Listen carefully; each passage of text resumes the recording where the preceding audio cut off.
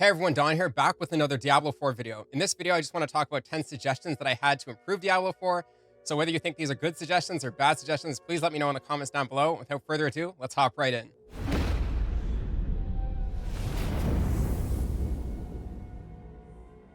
Okay, so number one, when looking at vendor items, especially cosmetics, a major improvement would be to be able to control click the items, to be able to see them on your character, or if it's a mount, be able to see your character on the mount. So for example, in PvP zones, for the rewards that you get from the vendors, it would be really cool because a lot of the rewards are, say, mounts or things that you can attach to your mount. It'd be cool to be able to see those kind of like you can in WoW when you control click an item so you can see your character on it in a little wardrobe screen. I think that would be really cool because currently you have to go to YouTube to find pictures or video of the rewards. And I just think to be able to do that in game and to be able to zoom in, it would be awesome. Number two is to categorize elixirs. Every time that I go to the alchemist, the elixirs are just in a big list and it's very uncategorized. So I think it'd be cool if they had categories such as slaying elixirs for offensive elixirs. You can call them slaying or combat elixirs. Next would be resistance type elixirs. And then the third category that I thought of would be defensive elixirs. So if they had these separated by just like a simple line, it would be easier to be able to know which elixir type you're going for. I'm not even sure if they're listed chronologically, but either way, this would really clean up the list of elixirs that you get from the alchemist and just make it easier to find which elixir you're going for. Number three is favorite items. This is something that we had in Diablo 3, and it's something that I found was missing in Diablo 4 to my surprise. Just being able to mark your favorite items so you don't accidentally sell them or accidentally salvage them. I don't know if this ever happened to me, but I do know this has happened to people that I have played with who've accidentally salvaged their legendaries or sold them and had to go to the vendor to buy them back real quick. But having that little star that we had from Diablo 3 on an item just so you don't accidentally sell it might be really valuable in Diablo 4. So I think adding that in would be really handy. Number four is about aspects. So I think it'd be really cool if we had a visual indicator on aspects applied on equipped items so you can tell when you hover over an aspect in your inventory under the aspect tab, or you hover over an aspect in the codex if you already have that applied to an item. I think that'd be awesome because sometimes I'm going back and forth between items like 10 times it seems because I can't seem to remember, or you have a lot of aspects that start out with the same description, but then, for example, like, if you have 100 Fury, but then the second part of the aspect is different. So it can be hard sometimes to tell which aspect is on an item, and I just think that would be an easier way to quickly tell whether you have one applied or not. Number five, and this is a big one. So when aspects proc and they buff your character, the text is quite literally unnoticeable because it's placed over the experience bar so far below your character. So I suggest that the text be movable by the user and resizable to a certain extent.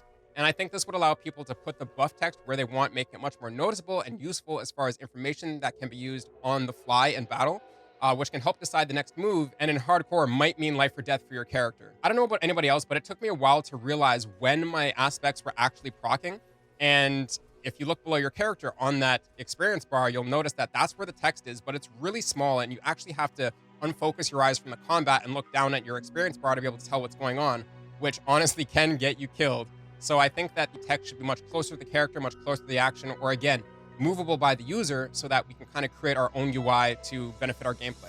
Number six, and this is more of a UI thing, but in the character selection menu, I think there should be a divider line between the world tier button and the character delete button. I don't know if this bothers anybody else, but I find that accidents happen, and I have never hit the character delete button by accident.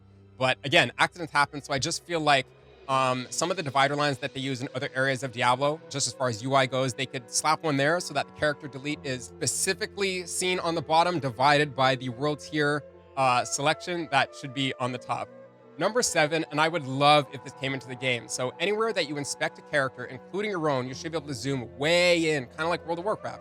And right click to move your character around so you can center it on specific items. So say I want to look at my weapon, I should be able to drag my character up in the inventory screen or even in a wardrobe screen so that I can look at the amazing details of the game because there are so many. Like, honestly, I just really want to look at weapons closer. I want to look at details of armor closer, everything. It's absolutely wicked, and it bothers me that I cannot see my character a little bit closer, or when I'm inspecting somebody else in the game and I want to see their armor, I really just want to, dive into the eye candy and really enjoy it. So if we could zoom in a bit more and right click to move our characters around like we have in World of Warcraft, I think that would be awesome.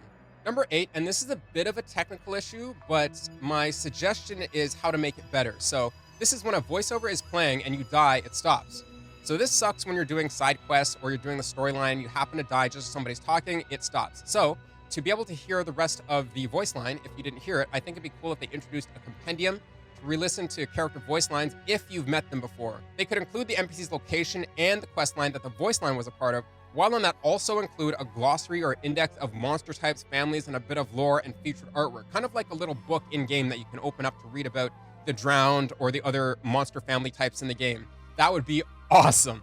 I don't know if anybody remembers, but back when Diablo 2 released, and in the manual, we got some of the artwork by artists such as Samwise and the other amazing artists that have worked on the monsters in Diablo. So to be able to see, like I said, the Drowned family in Diablo 4 or the Fallen got a wicked revamp. So be able to see the Shaman or even like the Goatmen, it just to see that artwork in the game would be absolutely awesome. I honestly think it would add a whole new layer of people enjoying just sitting in town and having something to do or having something to read. Number 9, and this is a huge pet peeve of mine, but give us a way, please, to hide the UI for screenshots, and also please remove the voice chat names overlay when a main cinematic comes on. So for example, any of the main cinematics in the campaign, it must be a bug, but sometimes a player in the party's name will get stuck on the screen, and even if they're not talking, not making any noise, it'll just be stuck on the screen. So that sucks. So when you're taking a screenshot, the person's name is in the screenshot, which kind of ruins the screenshot, the cleanliness of the screenshot.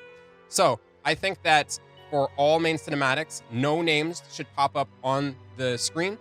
Even if the person talks, their name shouldn't end up on the screen. So number 10, and this is a big one, the community's been asking for it for a while now, and this is loadouts, because when you're switching builds, there's actually so much that goes along with just switching out your gear. So the Paragon board, for example, I right now am 3 boards into my Whirlwind build, and I can't imagine going back to being a Rend Barb and trying to redo or remember my Paragon board. So it'd be very handy for Paragon board especially, and even for the skill tree, to be able to save a loadout that we do have to pay for, not just switch back and forth freely like World of Warcraft or something, but you should be able to pay the full entire refund for switching between builds, whether it be in the skill tree or whether it be in the Paragon board. I think that would be awesome and make it much more viable to switch from, say you have a PvP build with PvP build Paragon board, PvP aspects and everything like that, just be able to switch over to that, pay the entire respec fee, and switch back whenever you want.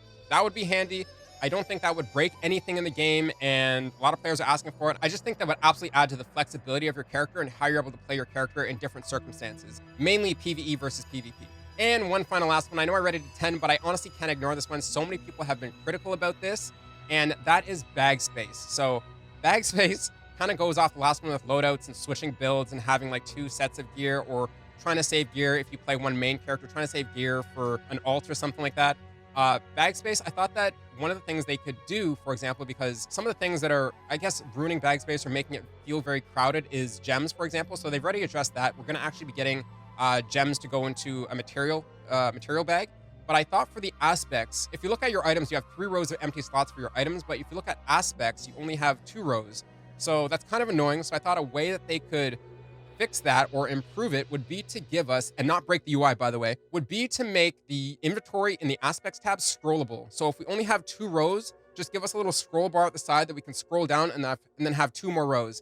It would literally just obviously double bag space right there and just give us a lot more space to work with when we only have 1 character. What we can do is make alts, we can make mules, but you only have 10 character slots. So if you make 1 of every character, there's 5 your character slots already. And if you're planning to play seasons, I'm not sure how they're going to do that, especially once we get past 5 seasons. That could be a problem. I'm not entirely sure. So who knows what they're going to do with bag space. Maybe I'm saving too many aspects, but honestly, my entire inventory is full. My entire stash and all 4 stash tabs are full. Speaking about the stash, you should be able to have more than 4 stash tabs. We have more space across the top where the stash tabs are listed.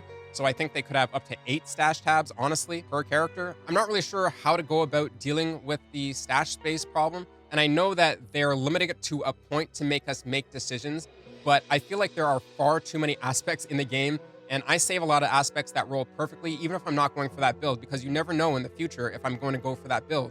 And why would I want to leave it to chance to have that aspect roll 100% for me again?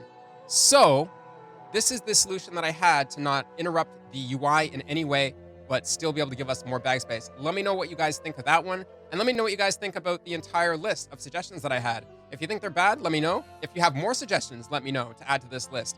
But either way, hopefully you guys are loving Diablo 4. I'm absolutely loving it. Level 77 right now. I can't wait to get into more PvP because I think that's where the fun is, and that's where most of the fun is going to stay before Season 1 comes. So if you like this list of suggestions, please let me know in the comments down below. Like, share, and subscribe, and especially check out my live streams. I'm streaming daily, and I stream on Kick, Twitch, and YouTube. So wherever you're more comfortable watching me, check me out there.